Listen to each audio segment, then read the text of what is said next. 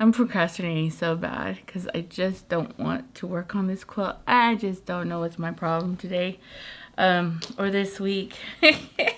I've been catching up like laundry, cleaning. I mean, I'm procrastinating so bad that I literally started reorganizing downstairs and spent 2 hours down there so I don't have to come up here and work on this quilt. This is kind of becoming my catch-all room a little bit. It's not a catch-all room, but it's this I need to move. I need to really do that, but I will get to it when I have more time. I have a job I need to take care of before I do my own stuff. So I got all those beautiful quilts right there. I have a stack there. I very rarely use that embroidery machine. I tend to work in this area for some reason, like this area and this area. And so I don't know if I should move one of the embroidery machines here into this corner and move the refrigerator over there. So I moved the machine over there and I put like a fabric there. I need to add more cushion like this so that when it's functioning it doesn't rattle, but I need another person to help me lift it, but that's for another day. Quilt that I just hung, I'm gonna put her back there. I need to move the tapestry over a bit. It took me forever because it was misaligned. Anyway, I tried to line up the top line as much as I could and I could scoot them back. This is gonna be a beautiful backdrop. I could still do the projector. All I need to do is move the tabletop off and I could put the projector on there. When I purchased the 10 needle, which is there, I have it covered, I forced them to get me the hat hoop frame for free. I was spending about $14,000 on the machine and I told them that I was considering buying it from them as long as they added the hat hoop and frame. Usually the hat hoop and frame system costs about probably $2,000 or $1,500, maybe $1,000. But I know when I first started, the hat hoop and frame for that machine cost $1,500, and for that machine cost $1,500. I paid for that hat hoop frame for that one, but when I purchased this machine, I wanted that hat hoop frame system for free and I wanted this table for free. I paid about $9,000 at the time when this just came out.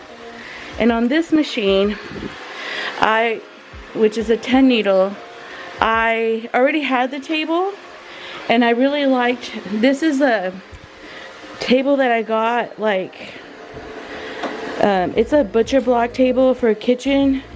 I love this because I love the height of it and it worked just as well as this one, but it didn't take up as much space as this one did.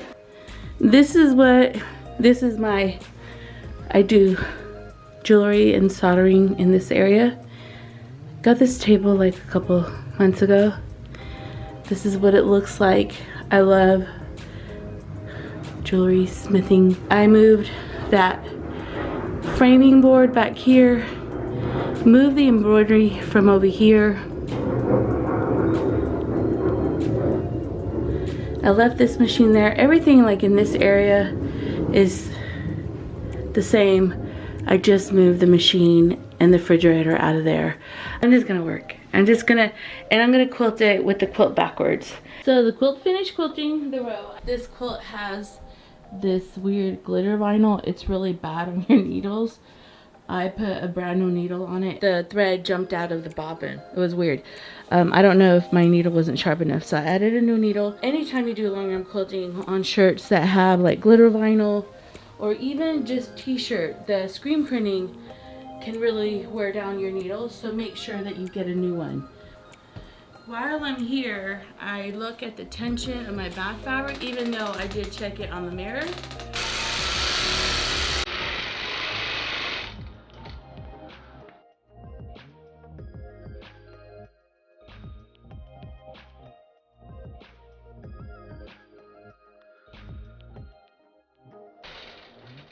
I had to remove this big giant area because of the shirt had a big glitter spot, and then I also removed the lettering, and I'll show it to you what it looks like on the quilt.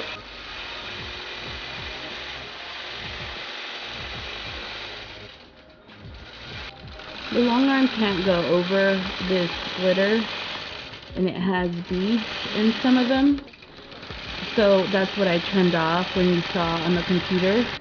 So this is how it trims off. Skips the lock stitch, goes all the way across to this other area, does lock stitches, and starts quilting the bottom area of the quilt.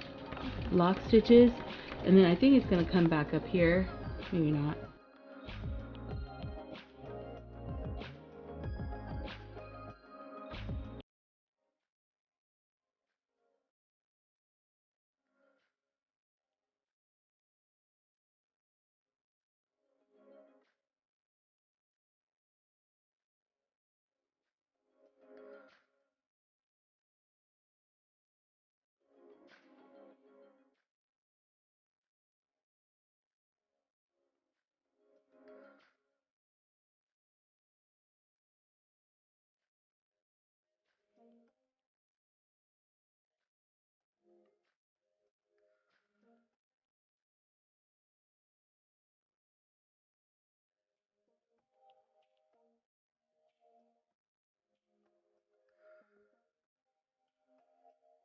Or trim this section, let it quilt around it, like around, let it quilt in here a little bit, trim this out.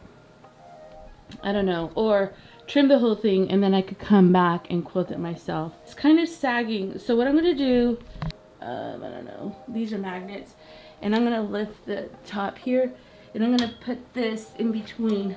I'm going to push it up as it lifts. It makes